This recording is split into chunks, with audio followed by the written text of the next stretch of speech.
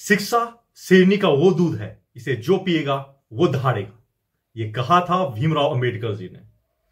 भीमराव अंबेडकर जी जिन्होंने हमारे देश के संविधान को बनाने में महत्वपूर्ण भूमिका निभाई थी। देश का संविधान यानी देश को चलाने वाली कुंजी, एक ऐसी किताब जिसके इशारे पर देश का हर एक नागरिक चलता है, उसे हम देश का संविधान कहते हैं। हमारे देश के संविधान को दुनिया का सबसे बड़ा और सबसे विस्तृत संविधान कहा जाता है और इसके शिल्पकार थे डॉक्टर भीमराव अंबेडकर जी। आज उनका जन्मदिन है और आज उनके जन्मदिन के अवसर पर थोड़ा सा मैं उनके बारे में कुछ बताना चाहता हूं। भीमराव अंबेडकर जी, अब शुरुआत से शुरू करते हैं। इनका जन्म एक लोअर कास्ट फैमिली में हुआ था और मैं आज की लोअर कास्ट फैमिली की बात नहीं कर रहा हूं, मैं बात कर रहा हूं स्वतंत्रता से पहले की लोअर कास्ट फैमिली की बात। और आप लोग जानते ही होंगे कि उस टाइम पर हमारा समाज कितना कट्टर था और लो कास्ट के लोगों को किस तरह से ट्रीट किया जाता था।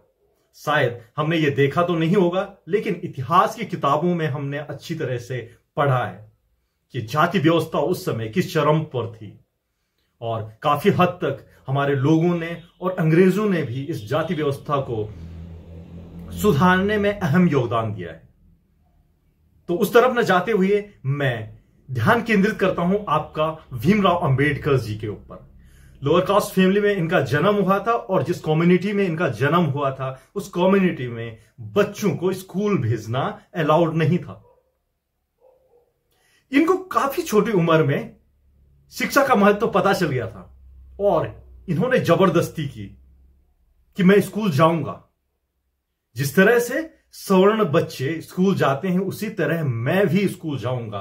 और इनकी जबरदस्ती की वजह से इनके घर वालों को और पूरे समाज को इनके सामने झुकना पड़ा और इनको स्कूल जाने की अनुमति दे दी गई। लेकिन स्कूल जाने की अनुमति देने के बाद हर एक ऐसा काम वहां स्कूल में किया जाता था जिसकी वजह से ये स्कूल आना बंद कर देंगे।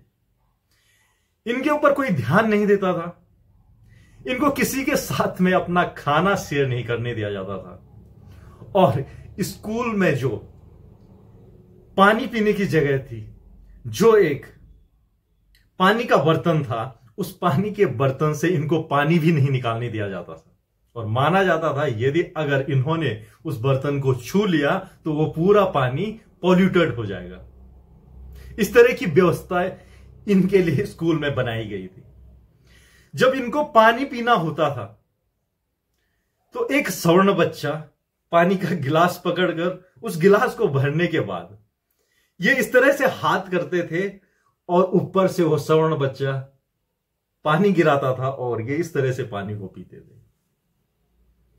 इस तरह की बहुत सी परिस्थितियां थी जिनका सामना इनको स्कूल के समय करना पड़ा और इनको बहुत दुख होता था। मन ही मन में ये बहुत रोते थे, लेकिन वो आंसू इनके आंखों में नहीं आते थे।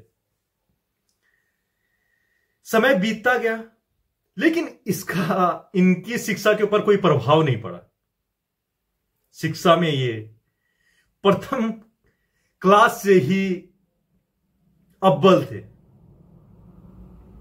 और जैसे तैसे करके इन्होंने अपनी स्कूली शिक्षा पूरी की।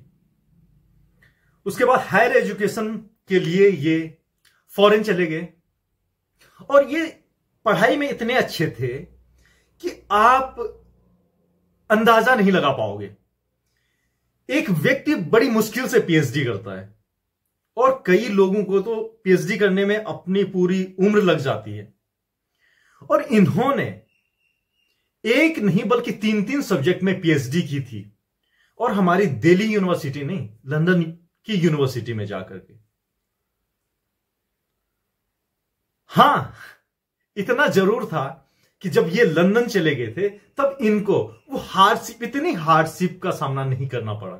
हां, वहां पे भी हार्डशिप थी, वहां पे problem lower caste higher caste की तो नहीं थी, लेकिन वहां पर फिर रंग भेद की प्रॉब्लम थी, काले गोरे की प्रॉब्लम थी और हम जो ब्राउन लोग हैं उनको वहां पर अलग तरह से ट्रीट किया जाता था। लेकिन भीमराव अंबेडकर जी के लिए वो काफी अच्छा था अपने देश में स्कूली शिक्षा लेने के समय के मुकाबले। वहां से जब वो अपनी पीएचडी करके वापस अपने देश आए, अपने देश के लोगों की कंडीशन उनको अच्छी नहीं लगी, और वो भी जो निम्न वर्ग है उसकी कंडीशन तो ज्यादा ही बदतर है। और उन्होंने ये ठान लिया कि जो शिक्षा उन्होंने अपने स्कूल में ली, कॉलेजेस में ली, इसका प्रयोग करके वो अपने लोगों के लिए इस तरह की व्यवस्था बनाएंगे, देश में इस तरह के कानून बनाएंगे कि समाज में सारे लोगों को एक हाशिए पे, एक समान बनाया जा सके।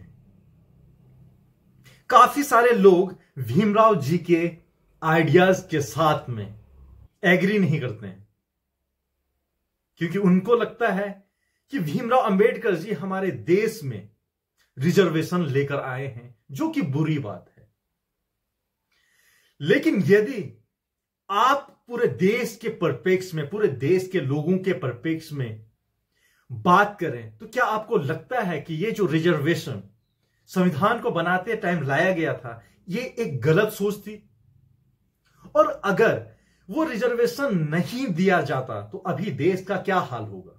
हाल तो अभी भी इतना अच्छा नहीं है, लेकिन अगर उन लोगों को, उन निम्न तबके के लोगों को अगर वो रिजर्वेशन नहीं मिलता तो अभी देश का क्या हाल होता, इसका आप अंदाजा लगा सकते हैं। तो इसलिए जो लोग भी भीमराव अंबेडकर जी को क्रिटिसाइज करते हैं, मेरा हाथ जोड़कर उनसे निवेदन है कि ऐसा ना करें। उस महापुरुष ने हमारे लिए जो किया है, पूरी जिंदगी भर भी हम उनका उधार किसी रूप में चुका नहीं सकते हैं। और इसी प्रोसेस में आगे बढ़ते हुए जब हमारा देश स्वतंत्र होने की कगार पे था, तब वो एक महत्वपूर्ण कमेटी का हिस्सा बने और उस कमेटी ने हमारे देश के संविधान को बनाया। जब हमारा देश का संविधान बन रहा था, इसमें काफी सारी बैठकें हुई, काफी सारे बातों को, काफी सारे बिंदुओं को सामने रखा गया और उन बिंदुओं पर बहुत सारी चर्चाएं हुई। और उसके बाद जाकर के 2 साल 11 महीना 18 दिन के पश्चात हमारा संविधान बनकर पूरा हुआ। और आज कुछ लोग चाहते हैं कि वो एक रात को बैठकर हमारा संविधान लिख लें और भीमराव अंबेडकर जी ने जो गलतियां की थी उन गलतियों को सुधारेंगे। लेकिन मुझे नहीं लगता है कि भीमराव अंबेडकर जी और उनके साथ में जितने भी संविधान लिखने वाले लोग थे, इन लोगों के जैसे निष्पक्ष भाव से जो एक संविधान की बात तो दूर है, इतनी निष्पक्ष भावना से एक छोटी सी चिट्ठी भी लिख सके, मुझे नहीं लगता है। अब आपको लगता है या नहीं लगता है, और क्या लगता है क्या नहीं लगता है, ये मैं नहीं बता सकता, लेकिन मुझे ऐसा लगता है कि कोई भी व्यक्ति एक चिट्ठी तक इतना निष्पक्ष होकर नहीं लिख सकता है जितना निष्पक्ष होकर इन महापुरुषों ने हमारे देश का संविधान लिखा था। और हमारे देश के संविधान को हम ही नहीं बल्कि पूरी दुनिया के लोग सबसे महान, सबसे विस्तृत संविधान कहते हैं, क्योंकि यह संविधान बहुत सारे देशों से लिया गया है और जिस भी देश के संविधान में जो अच्छी बातें थी वो सारी बातों को हमारे देश के संविधान में सम्मिलित किया गया। और यह हो पाया है भीमराव अंबेडकर जी और उनके अन्य साथियों के दम पर। काफी सारे लोग यह भी डिबेट करते हैं कि भीमराव अंबेडकर जी ने ही थोड़े हमारा संविधान लिखा था, उसमें तो बहुत सारे लोग थे। हां, यह बात जरूर है, उसमें बहुत सारे लोग थे, केवल भीमराव अंबेडकर जी नहीं थे, लेकिन सबसे बड़ी जिम्मेदारी उनमें से भीमराव अंबेडकर जी को दी गई थी।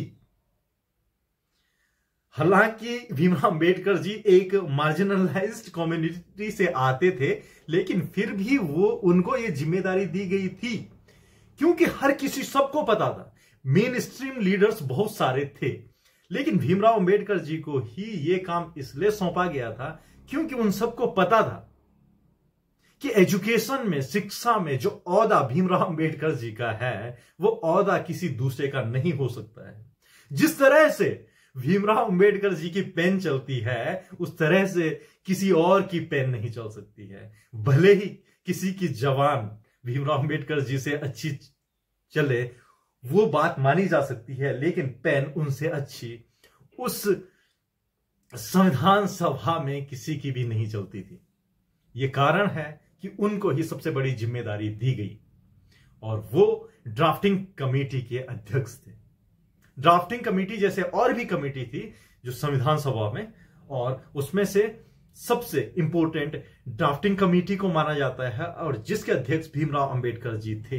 इसीलिए थोड़ा इस तरह से कुछ लोग इसको मिसलीड कर लेते हैं कि भीमराव अंबेडकर जी ने हमारा संविधान लिखा था, लेकिन उनका बोलने का भी मतलब ये नहीं है कि उन्होंने अकेले लिखा था। वो लोग भी ये जानते हैं कि भीमराव अंबेडकर जी के साथ में कोई और भी थे जिन्होंने उनकी मदद करी थी संविधान को लिखने में। तो इस तरह के हमारे महापुरुष भीमराव अंबेडकर जी थे जिन्होंने हमारे देश के संविधान को लिखने में महत्वपूर्ण भूमिका निभाई। काफी सारी चीजें हैं भीमराव अंबेडकर जी के बारे में और मैंने कोशिश की कुछ चीजों को आपके साथ में शेयर करने की। तो उम्मीद करता हूं कि जो बातें मैंने आप लोगों के साथ में शेयर की आपको सुनकर अच्छा लगा होगा और भीमराव अंबेडकर जी के बारे में थोड़ा सा कुछ जानने को मिला होगा। तो आज हम उनके जन्मदिन के अवसर पर उनको श्रद्धांजलि देते हैं और अपने हृदय से उनका स्मरण करते हैं। जय हिंद, जय भारत।